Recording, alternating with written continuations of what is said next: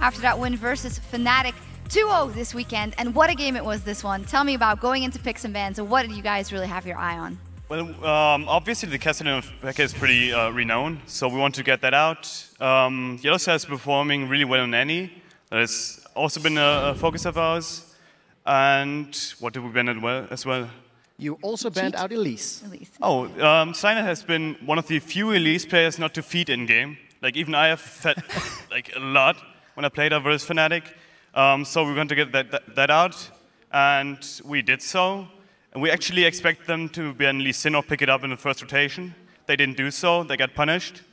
And yeah, we just wanted to get our main picks, get some hard engage on the support instead of the common pick, and win the game. I'm really happy to hear you say that, because the karma pick is something that you guys have been counter-picking against Annie until yesterday. Played Leona in both of the games. You played Lee Sin in both of the games. And you seem to have a lot more ability to start fights. Was it a plan from the get-go to have that initiation in those roles? Yes, it has been. The thing is, what changed for us this week is that we changed our approach. We wanted to be more of an active team and really punish any mistake even harder. And that's more possible with hard engage on the jungle and support, especially if you have a roaming support as Unlimited is. He has a jungler mindset, and we try to use that. Well, that was the plan going into it, but then they had one weird thing to say coming into the lineup with the Lulu. That could have been some trouble. You guys did a lane swap to counter it. How did you else go about maybe shutting it down, or did you not think it was that dangerous? We did not really think it was that dangerous. Obviously, farmed well in the lane swap, but we didn't really account for it in the first place because we thought it was mid in the rotation, and then they suddenly picked Syndra, so we're quite surprised.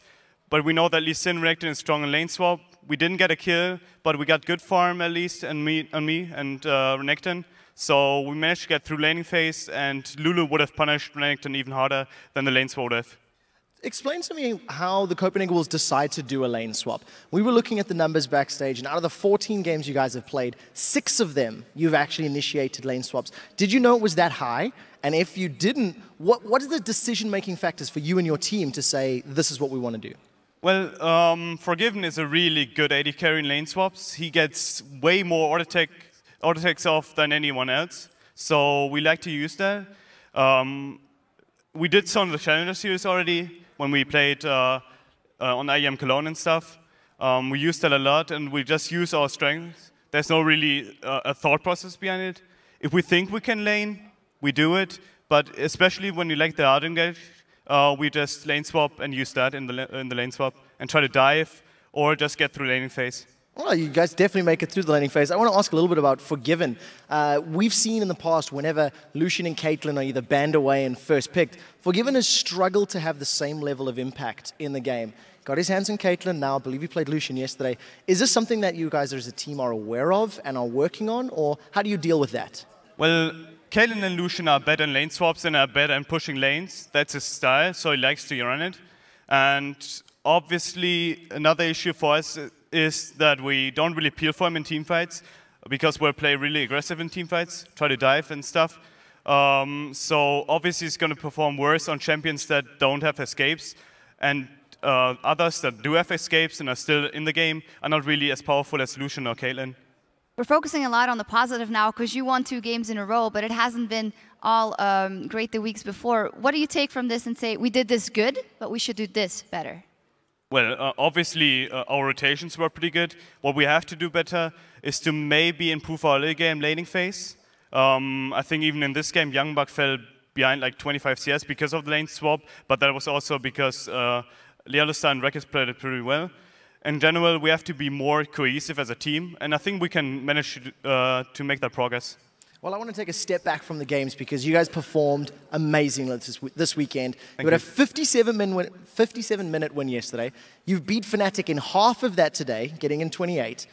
What changed this week in your practice? You know, I told you before the interview, Youngback actually said on Twitter, hey, we need to work on our mid-game.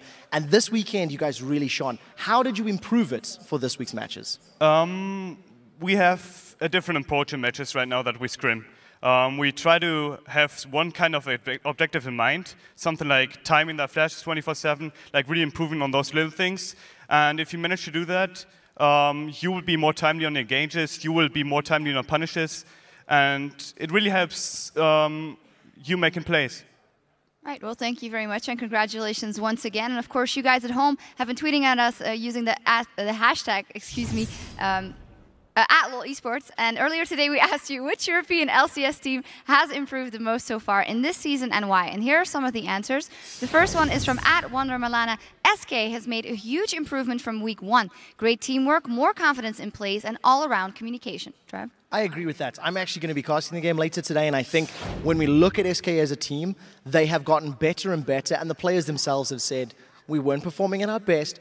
I want to see how games like SK are going to do against the Copenhagen Wolves, who are also on the up and up, because I think a little bit more stability in your performance, and you could also be one of those teams as well.